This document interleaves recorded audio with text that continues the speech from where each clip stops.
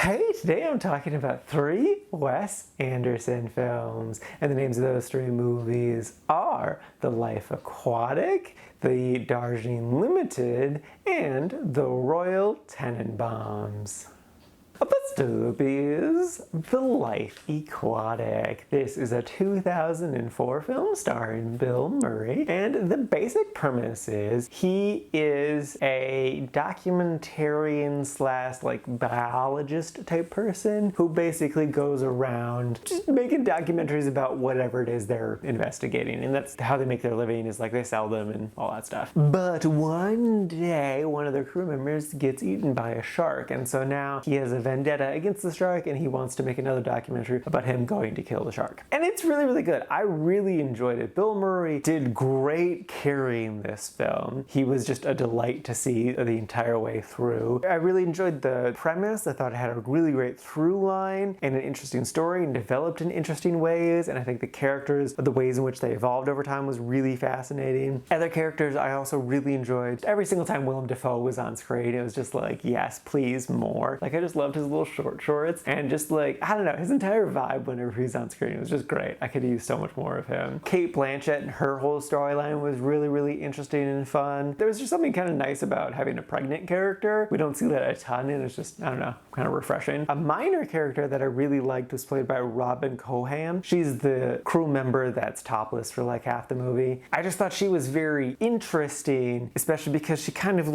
is very vocal about Bill Murray's character's pitfalls. And honestly, if I was going to change anything about the movie, it would be to have more of her, because I was so fascinated by her. Not because she was topless, I just thought she was a very interesting character. I enjoyed this movie a lot. I had a lot of fun with it. It just really worked for me. So if you've never seen it before, totally recommend it. It's definitely worth a watch.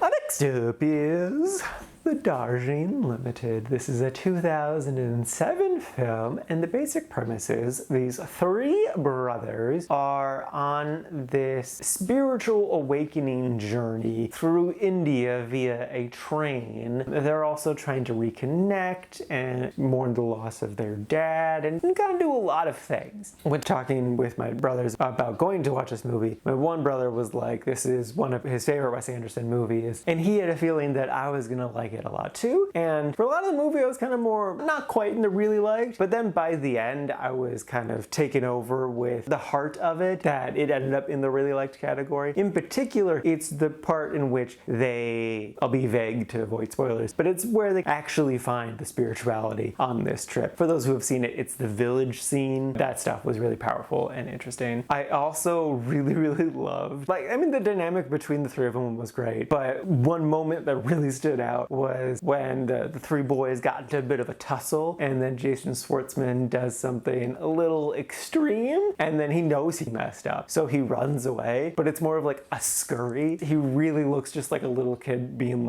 he just poked a bear and now he has to skedaddle real quick, and it was so funny and fun. I also really loved the server on the train. She was really interesting and complicated, and again, I could have used a little bit more of her, but I'm pretty satisfied with what we got. I just think there was kind of more story with her that would have been really interesting to see, though I know she's not the point of the movie. The point of the movie is the 3 brothers and their relationship, but just, minor thing I would have liked, but it's fine, we didn't. So yeah, I enjoyed this movie a lot and would again recommend it. It's a really interesting, fun little movie. Yeah.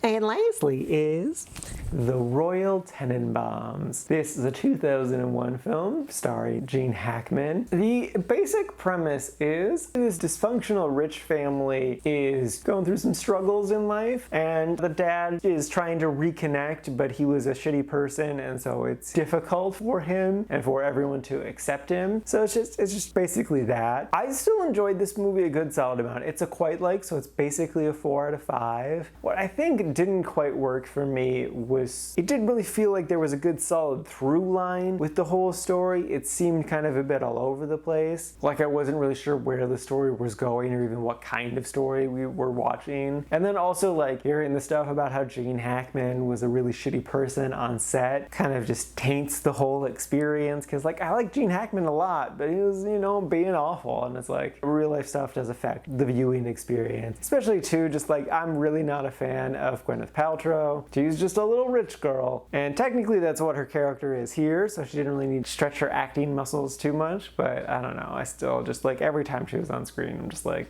nah, let's move on to the next story. I did like the stuff with Ben Stiller. I think that was really good. I wish there would have been more there. And also the stuff with Luke Wilson, especially in the end. I thought that was really interesting. But I don't know, it just didn't quite strike as good a chord with me as the other two did. It's definitely good and worth a watch, but it's just not my favorite Wes movie.